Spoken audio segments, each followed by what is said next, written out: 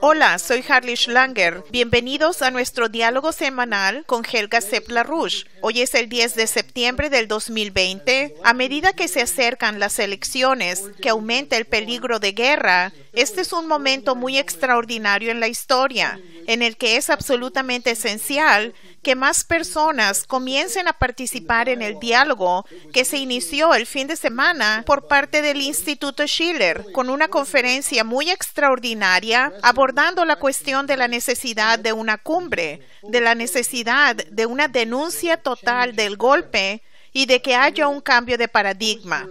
Helga, danos un resumen rápido de lo que piensas de la conferencia y sus secuelas y las repercusiones de la misma. Creo que fue muy extraordinaria, porque pudimos, en 4 sesiones, durante 2 días, presentar realmente todos los principales problemas estratégicos y las soluciones. Y creo que esto es muy, muy importante, porque hay mucha gente discutiendo los problemas, pero creo que ofrecimos un enfoque genuino sobre cómo resolver realmente la crisis estratégica. Ahora, el primer panel estuvo dedicado a ese tema, la situación estratégica, donde varios de los oradores destacaron el peligro de guerra, que es muy claro y cada vez mayor. En realidad, el peligro de una nueva guerra mundial.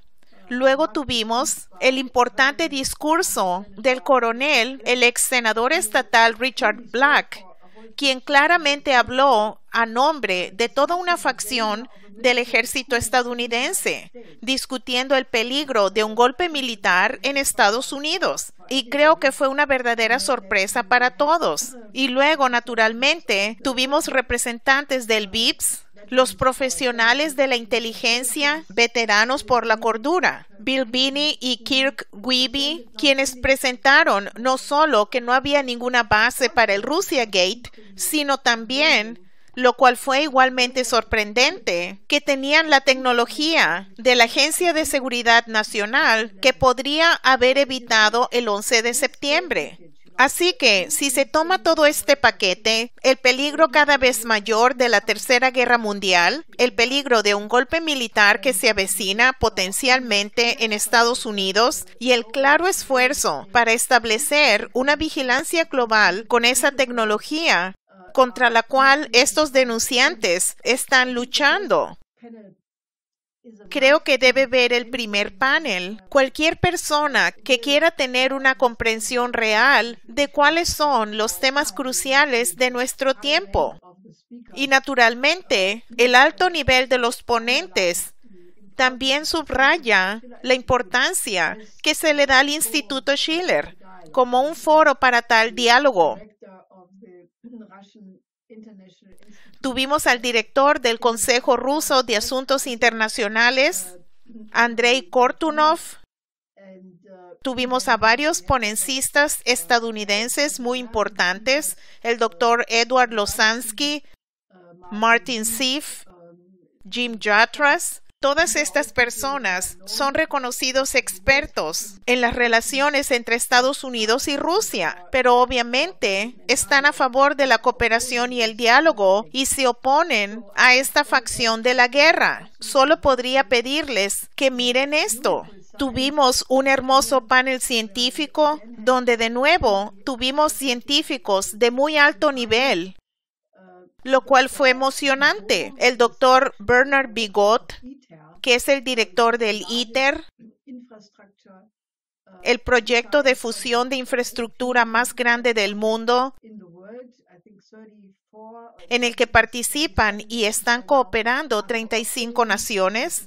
Así que este es un modelo de cómo podría funcionar realmente la cooperación internacional. Y luego tuvimos muy buenas presentaciones de Sudáfrica, de Rusia. Así que esto fue realmente un placer y realmente se podía ver que estos científicos se divirtieron mucho al tener este diálogo internacional. Luego tuvimos un panel económico realmente impresionante sobre el puente terrestre mundial Tuvimos al director del CPEC, el Corredor Económico China-Pakistán, y a muchos oradores discutiendo nuestro programa para el puente terrestre mundial en muchos aspectos. Tuvimos una sección muy importante relacionada a la necesidad de construir un sistema de salud mundial, capacitando a los jóvenes de Estados Unidos y Europa y los países en desarrollo para aprender cómo luchar no solo contra esta pandemia, sino con las futuras. Y esa tuvo una gran sección sobre la crisis agrícola relacionada con la crisis mundial del hambre.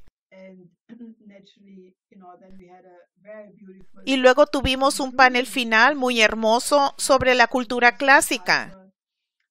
Jacques Cheminade, el ex candidato presidencial de Francia, dio un discurso de apertura. Tuvimos un muy buen discurso sobre Beethoven a cargo de Fred Hite y luego concluyó con un concierto archivado que hicimos en el 2018 con el coro del Instituto Schiller de la ciudad de Nueva York, cantando la misa en do de Beethoven. Esto fue increíble porque dio un ejemplo muy elevado de por qué ponemos tanto énfasis en el arte clásico. Estoy muy satisfecha con la conferencia. Creo que ya hemos tenido muchas respuestas muy importantes a nivel internacional. Naturalmente, desafortunadamente, no podemos sentarnos en nuestros laureles, pero el objetivo de esta conferencia era lograr la cumbre del P5. Y esto parece muy difícil, porque todas las campañas que ven en este momento, la campaña flagrante contra China, donde se culpa a China de todo, desde la pandemia hasta las dificultades económicas, al asunto de Navalny que se le atribuye a Putin, todas estas cosas, además de su propia intención inmediata, también tienen el propósito de envenenar la atmósfera para que tal cumbre no pueda tener lugar, o que si tuviera lugar, sería solo una continuación del juego de culpar a alguien, donde se culpa a los chinos, se culpa a los rusos, así que se envenena la atmósfera de esta manera. Sin embargo, sigo insistiendo que una cumbre de los países más importantes sigue siendo la única forma de escapar de los peligros inmediatos que aumentan día a día. Así que les insto a todos que vean esta conferencia. Hay una versión corta de 30 minutos del primer panel en la página del Instituto Schiller. Por favor, miren eso. Y luego habrá otros cortos videos de los otros paneles para que luego profundicen en lo que pueda despertar su interés, porque se trata de munición realmente importante para intervenir en la actual situación estratégica. Y Helga, cuando hablas de la campaña actual contra Rusia y China, esto no son solo temas, esto en realidad tiene consecuencias. Y creo que se decidió que el presidente Putin ni siquiera vendrá a Nueva York, cuando se pensaba que vendría a Nueva York y tendría una cumbre con Trump. ¿Qué información hay sobre eso? Bueno, yo creo que esa fue claramente la intención, por todo lo que sé, que era la intención de Putin de usar la Asamblea General de la ONU para tener la cumbre. Pero como ya dije, si acusan a China de ser responsable por la pandemia, por las dificultades económicas que la siguieron, de todo lo que sucede, si se dice eso, la probabilidad de que entonces sea posible tener una cumbre es casi de cero. Lo mismo pasa si se culpa a Putin, lo que hacen algunas personas, incluido Pompeo, de ser responsable del intento de asesinar a Navalny. Estas son campañas que se diseñaron para arruinar la cumbre. Creo que eso está muy claro. Y mencionaste la presentación del coronel retirado Black. Por supuesto, hemos estado hablando de que se ha estado llevando a cabo un golpe. Ha habido un golpe incluso antes de la elección de Trump. Y lo que el coronel Black presentó es el papel que los militares, los ex militares, están jugando ahora mismo como parte de una escalada de la siguiente fase de esto. La gente como Mattis, Colin Powell, ¿cuál es la mayor importancia de involucrar a los militares en esta operación golpista? Creo que es exactamente para acabar con la presidencia de Trump de una forma u otra. Y tenemos el discurso del coronel Black que refleja muy claramente una discusión en el ejército estadounidense de algunas personas que están molestas, que incluso se haya discutido lo que el senador Black obviamente representa. Pero luego también está la opinión opuesta que expresaron estos otros dos coroneles en Defense One hace un par de semanas, quienes en realidad habían pedido a los líderes militares que sacaran a Trump de la Casa Blanca si él se opusiera a irse, si perdiera la elección. Todo ese plan lo negó el Pentágono, pero aún se está discutiendo. Y la última vez que apareció fue ayer. Hay un libro de Bob Woodward, Rage, que tiene muchas cosas. Es un libro que se publicó a tiempo para la campaña electoral, para tener otra de estas campañas de difamación contra Trump. Y hay un fragmento allí donde se cita a James Mattis, que como la gente recordará, fue el secretario de Defensa que se fue en el 2018 porque se opuso a la idea de Trump de sacar a las tropas estadounidenses de Siria. Así que él es una de las personas que están a favor de las guerras interminables y las guerras intervencionistas y de mantener para siempre la presencia militar estadounidense en todo el mundo. Así que esto se cita en este libro y esto lo reportó The Hill ayer, donde él supuestamente habría dicho: puede llegar un momento en que tengamos que tomar una acción colectiva contra Trump.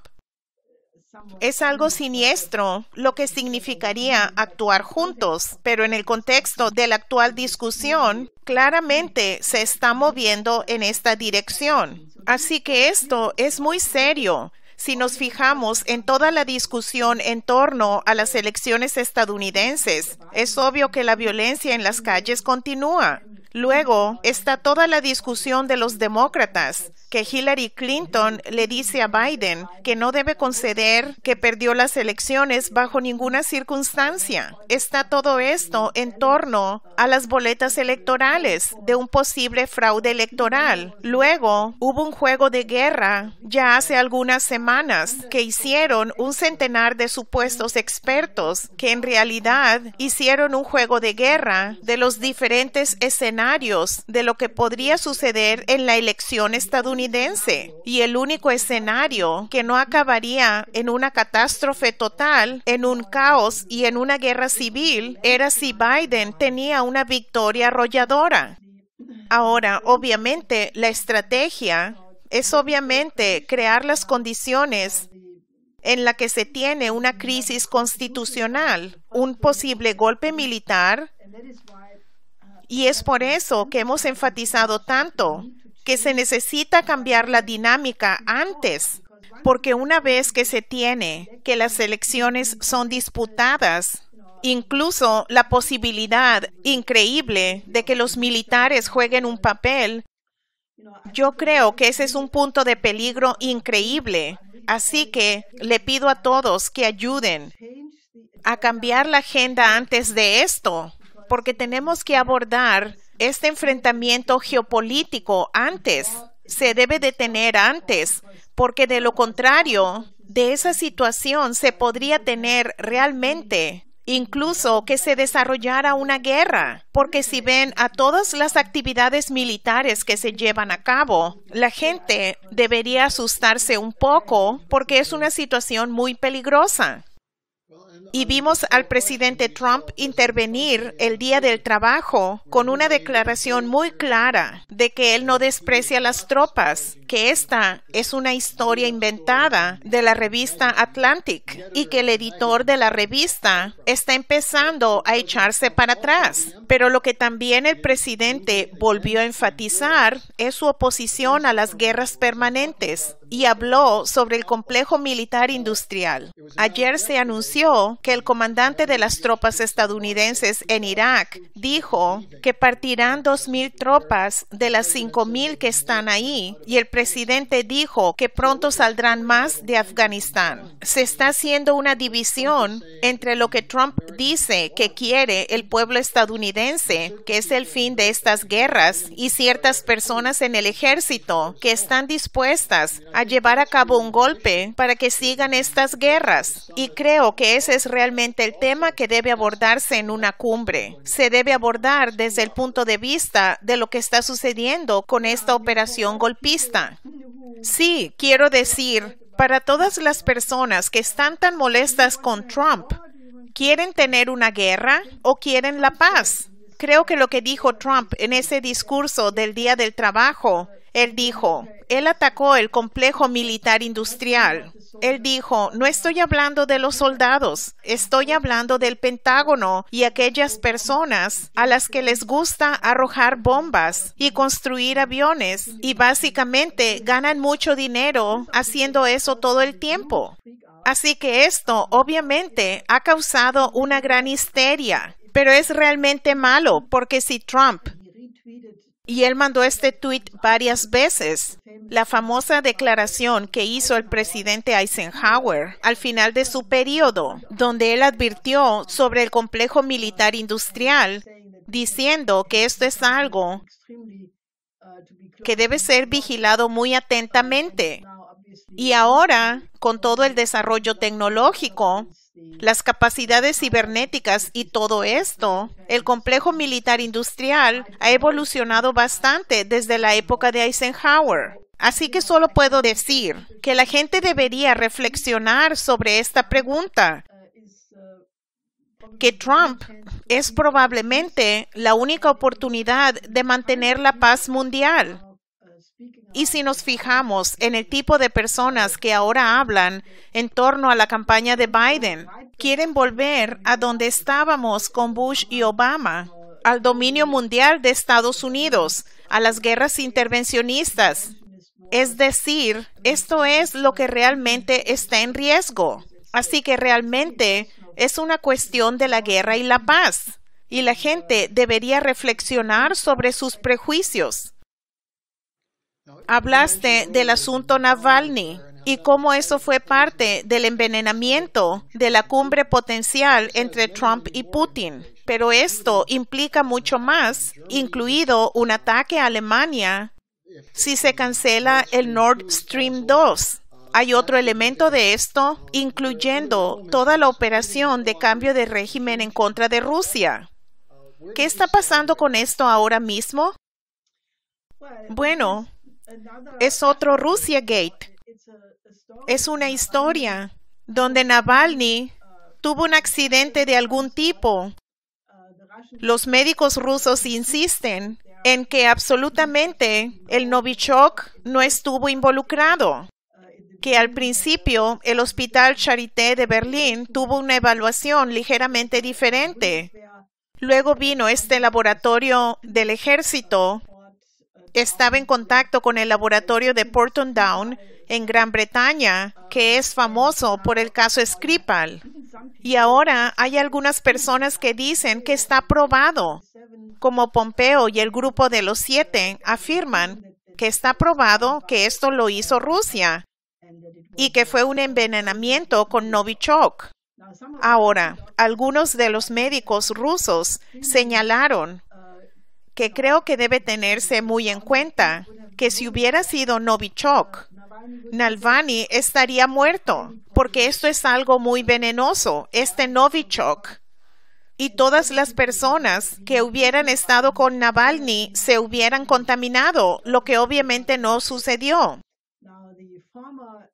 Ahora, el ex embajador alemán Frank Elbe, que también en un momento trabajó en función de la ONU sobre las armas químicas en Ginebra, así que es un experto en el tema, dijo que el hecho de que Navalny no muriera podría solo decir que si fuera Novichok tendría que haber sido modificado. Y eso, técnicamente, es mucho más difícil. Es realmente algo gigantesco modificar un gas, modificar a un gas venenoso para que no mate.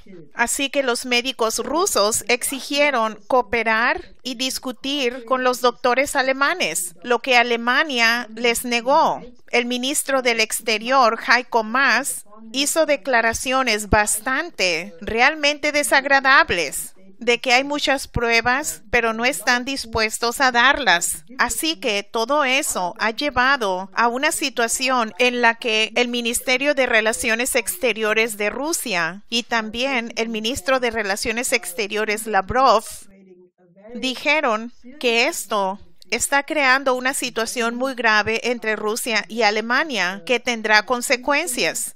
Y llamaron al Ministerio de Relaciones Exteriores al embajador alemán en Moscú. Así que esto es muy malo. Y esta es, obviamente, una de las intenciones de quien hizo eso. Arruinar y sabotear por completo las relaciones entre Rusia y Alemania. Y naturalmente, ahora hay un esfuerzo gigantesco para detener el proyecto del oleoducto Nord Stream 2. Y realmente pueden ver que todos los agentes de influencia están saliendo de sus agujeros, diciendo exactamente eso. Se debe parar el Nord Stream 2. Y de hecho, si quieren saber cómo el sistema de la Iniciativa Integridad y otros agentes de influencia funcionan, hagan una lista de quién está pidiendo que se detenga el Nord Stream 2. Y ahí lo tienen. Obviamente, esto es un gran asunto. Envuelve a 120 compañías en 12 países en Europa. Ya se invirtieron $12,000 millones. Y obviamente esto es algo que es en el interés de Alemania y otros países europeos con respecto a su seguridad energética durante un largo periodo de tiempo, porque en un cierto punto se agotarán los campos de gas en los otros países y Rusia tendría un suministro de energía a relativamente largo plazo para todos estos países. Así que inmediatamente se tiene a los sospechosos habituales en Estados Unidos, a ciertos congresistas como el congresista Eliot Engel y Mike McCall, quienes básicamente exigen que se invoque una cierta ley relacionada con las armas químicas y biológicas. Y luego, 60 días después, se supone que impondrán las sanciones. Creo que esto es casi una guerra económica que amenaza a Estados Unidos contra Alemania, contra estas empresas. Pero dado que todas son empresas privadas, podría significar también que haya muchos problemas legales si esto de hecho se impusiera. Así que todo esto es algo realmente desagradable. Y creo que en lugar de cooperar y encontrar formas de resolver las consecuencias de la pandemia, de resolver la increíble crisis económica, la más grande desde la Segunda Guerra Mundial, y trabajar juntos en todos estos problemas, tenemos a todos estos geopolíticos que solo están llevándonos hacia la guerra y se debe movilizar contra esto. Y eso es lo que estamos tratando de hacer, que la gente haga y piense sobre esto. Una de las otras áreas donde los geopolíticos están interviniendo es en la región del Indo-Pacífico, donde ahora hay un grupo de la Unión Europea y de la OTAN hablando sobre el papel que Europa puede desempeñar allí. Y en medio de esto, han aumentado las tensiones entre China e India. ¿Cómo encaja eso en este panorama general? Bueno, creo que la situación entre India y China en la frontera es bastante explosiva. Ambos lados, de hecho, aumentaron sus tropas. Tienen ejercicios de helicópteros a gran altitud Y es parte de este esfuerzo para aumentar la presencia de Estados Unidos en el Indo-Pacífico, para expandir la OTAN a esta región. Y es muy difícil decir quién hizo qué, en qué punto, a tal distancia, pero se ha intensificado. Y ayer hubo un editorial en el Global Times del editor en jefe de ese periódico, Hu Xijin, que decía que la gente subestima la determinación de China de proteger su integridad territorial, que el ejército chino no hará el primer disparo, pero que si el ejército indio no detiene estas cosas, será aniquilado. Ahora, esa es una tremenda declaración, pero es solo un elemento más, por lo que si no nos alejamos de este enfrentamiento geopolítico, hay una posibilidad para una tercera guerra mundial. En otras palabras, todos estos disque conflictos regionales se fusionan en un gran enfrentamiento y realmente podría ser el grande. Finalmente, sobre esto, cuando hablamos de una guerra de palabras de la gente como Pompeo y otros, es también sobre la guerra económica, la guerra financiera, y luego están todas esas maniobras militares donde cada día hay casi un accidente. Esto, al final de cuentas, se acumula exactamente a lo que estamos hablando. En este contexto, se publicó un nuevo informe del Servicio de Investigación del Congreso sobre la nueva competencia de las grandes potencias. Este es un intento para mantener a Estados Unidos unido a la geopolítica británica y su política imperial, ¿no es así? Sí, esto es algo que estuvo en un segundo plano durante mucho tiempo, pero que solo se convirtió realmente en el centro del escenario con estas nuevas doctrinas militares que se empezaron a impulsar en diciembre del 2017 y principios del 2018. La estrategia de defensa nacional y la estrategia de seguridad nacional. Pero estas fueron dos importantes nuevas doctrinas militares que publicó el Pentágono, y creo que todo esto es un renacimiento de lo que vimos con el proyecto para un nuevo siglo americano, después del derrumbe de la Unión Soviética, cuando hubo la posibilidad de establecer un orden de paz. Porque ya sabes, el mapa comunista básicamente desapareció, pero en ese momento, en el 92, en realidad, hubo, inspirado por Dick Cheney. Creo que la gente de hecho ha olvidado a Cheney, pero su fantasma todavía está presente. Y ellos desarrollaron esta doctrina de que Estados Unidos es la única superpotencia para un futuro indefinido y que nunca permitirá que ningún otro país o bloque de países se vuelva militar y económicamente más poderoso que Estados Unidos. Ahora, Zalmay Khalilzad informa que ya había un debate en el 92 en el Pentágono sobre si se iba a permitir a Rusia y a China que tuvieran sus propias esferas de influencia en sus regiones respectivas y recibir el llamado dividendo de la paz y utilizar el dinero para fines domésticos, para construir infraestructura, la educación, el sector salud, pero en última instancia, el Pentágono y el gobierno se opusieron a esto y decidieron crear esta idea de la superpotencia estadounidense que va a evitar que cualquier otro país ganara influencia como un poder hegemónico regional, como lo llamaron. Hemos dicho esto muchas veces en el pasado. No se puede contener a un país de 1.400 millones de personas que está en la senda del crecimiento económico, sin correr el riesgo que haya una guerra. Así que es exactamente donde nos encontramos. Así que, si bien la situación parece muy difícil y el ambiente para que haya una cumbre parece casi improbable, impensable, sigo insistiendo en que debemos ir en esta dirección, porque ¿de dónde vendría una solución sino de los gobiernos más grandes? que buscan la cooperación en lugar de un enfrentamiento. Y esto es realmente una cuestión de vida o muerte para todos.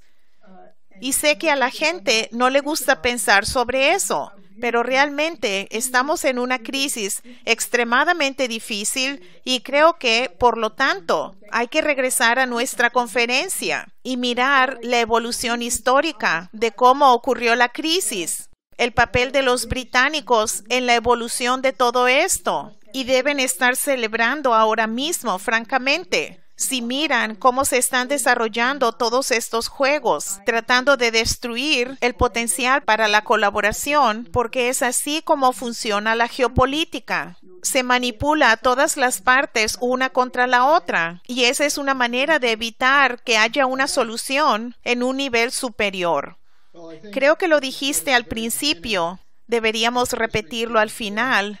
La conferencia del Instituto Schiller presentó soluciones y las soluciones implican que ustedes no solo vean los videos, no solo piensen en ello, pero hagan que otras personas los vean.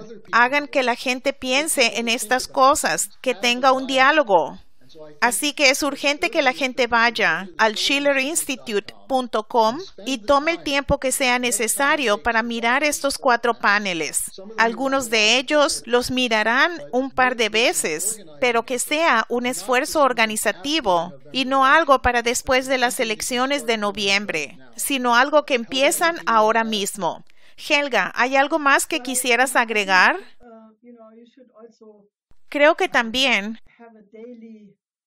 se debería tener un encuentro diario con Beethoven. Es todavía el año de Beethoven y yo creo que es exactamente ese poder de la cultura clásica sublime lo que necesitamos en este momento, porque es una situación desafiante. Y necesitamos eso para mantener la cabeza por encima de toda esta situación. Así que deberían hacerse miembros del Instituto Schiller y ayudarnos a crear un renacimiento clásico, porque en última instancia, esa es la única forma en que podemos evitar que la humanidad llegue una y otra vez a estos momentos increíblemente peligrosos, porque hay que tener una imagen del hombre que sea la de Beethoven o Schiller, y entonces se tiene algo que superará todo esto. Gracias, Helga, por mantener el año de Beethoven en la mente de la gente. Con todo lo que está sucediendo, es fácil perder de vista el hecho de que este es un momento en la historia en la que podemos usar estas poderosas ideas para el bien. Así que gracias por acompañarnos. Y Helga, nos vemos la semana que viene. Hasta la próxima semana.